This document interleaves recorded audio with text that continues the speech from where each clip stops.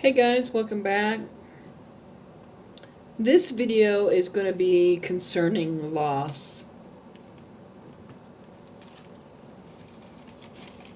We go through a lot of loss in life and on this TFJ, and it's not a pleasant thing to deal with. Now, loss can come in many different forms. Loss of a job, loss of a friendship, loss of a spouse, loss of a child, loss of a relationship of whatever kind, loss of support from the community, loss of support of family and friends.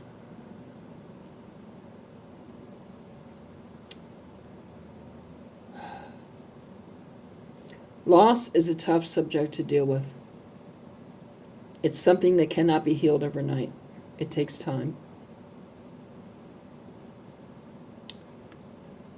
Now, death of a loved one or a family member or coworker or whatever, whoever, pet,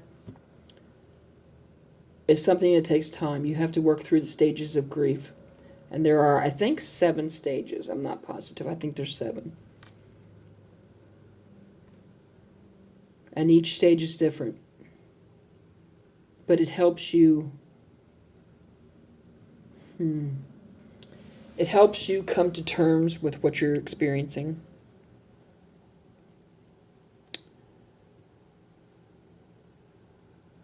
It helps you deal with the grief and the pain that you're carrying inside from it. And it kind of helps you get back to a somewhat normal life. Now, how can I say somewhat normal life? Well,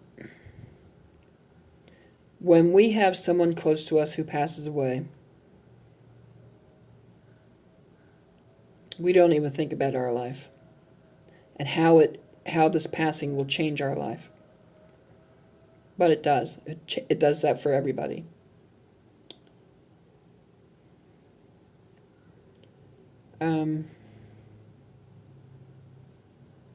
There are spouses that lose spouses, and their life is drastically changed because that person is no longer there as their support system. There are parents who lose children. And I mean, this can happen in any situation in life, any shape or form.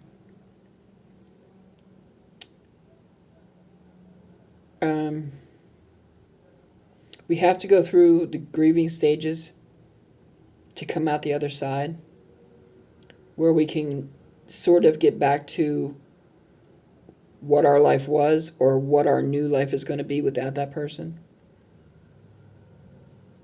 Just know this. The memories that you shared and the love that you shared goes with them. It doesn't die when they die. The only thing that dies is their physical body. That is it. That's like the car for the soul. The love and the memories go with them. They think about you all the time up there. They remember the things you went through. They know the love that you have for them. That doesn't die with them. The only thing that dies is the physical body, which is the car for the soul. It's the vehicle that the soul uses to get around on this planet. So don't think that the memories and the love die with them, because it doesn't. Now, a piece of your heart dies when they die because, how can I put this into words? They take a piece of your heart with them because you were close, of the strong love that you had. You know, there's no way around that.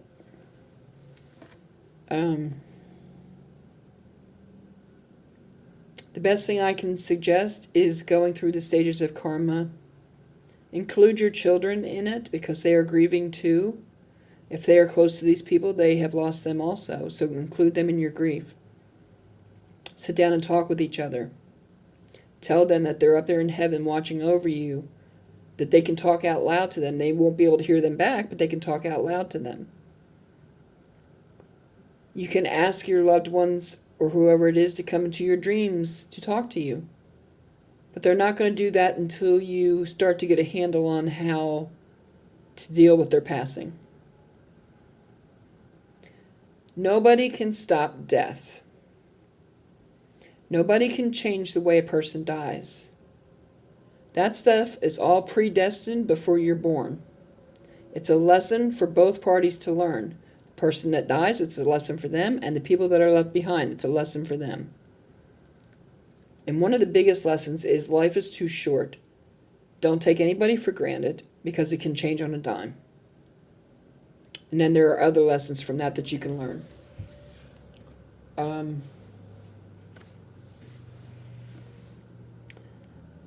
I've had a lot of death in my life.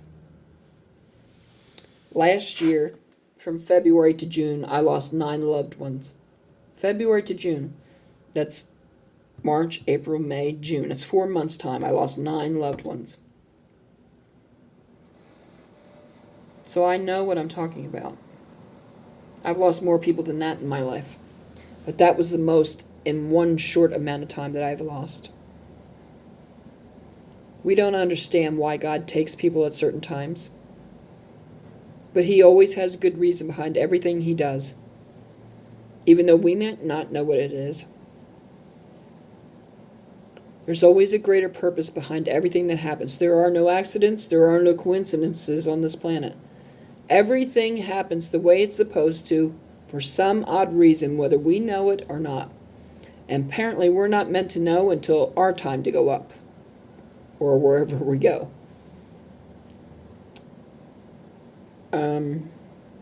We're not supposed to question it. We're just supposed to accept it until we go up. What you need to remember is when you lose a loved one or a pet or any of the things that I mentioned before, it was meant to happen. That's 1.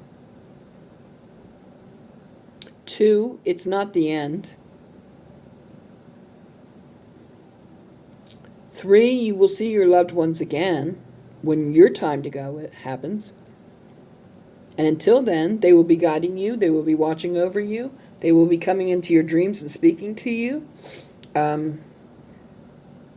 They will try to make good things happen in your life.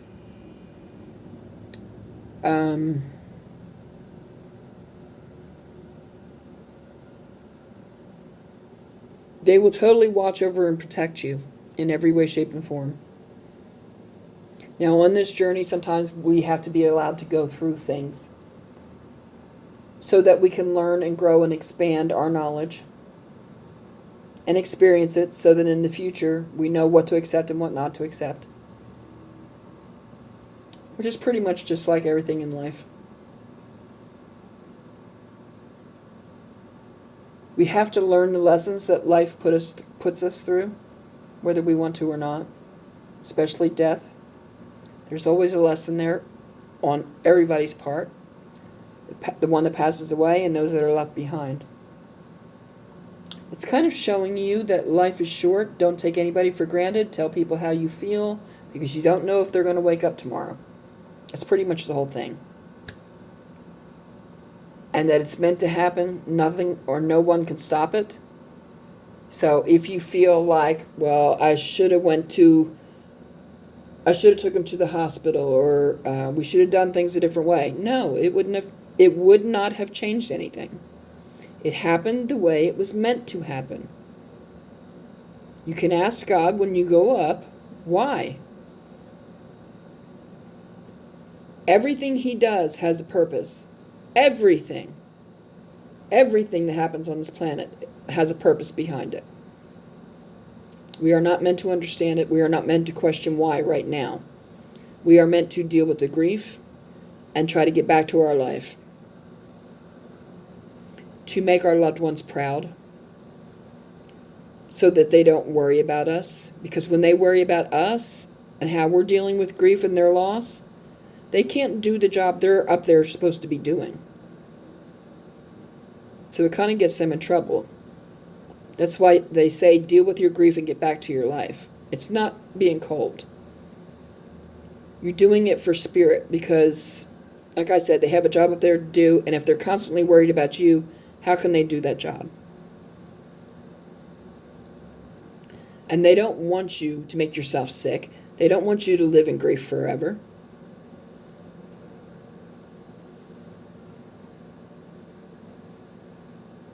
They want you to deal with the grief, purge it out, get back to your life, and then that way they can do what they're supposed to do.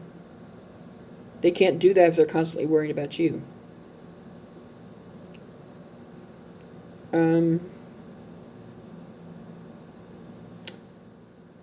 Everyone that goes up in heaven is happy.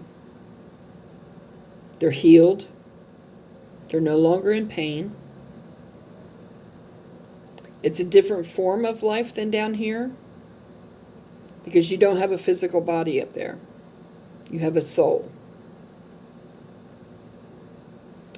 There is no talking. It's all telepathy.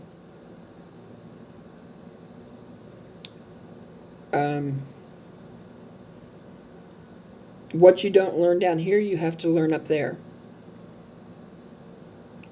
So that's why God tries to get us to learn a lot down here, because we can learn faster and better down here than we can up there because it takes longer.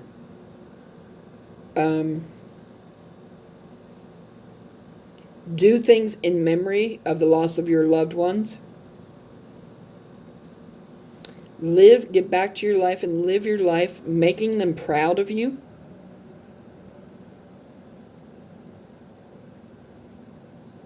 And accept why they're gone, the way that they went. There's a lesson in all that for everyone. You just have to figure it out. I have to end this here because time is running out, so please like, share, subscribe, comment below, thumbs up, send your friends to the channel. I don't know if there's going to be a part 2 or not. I'll have to think about that. Bye.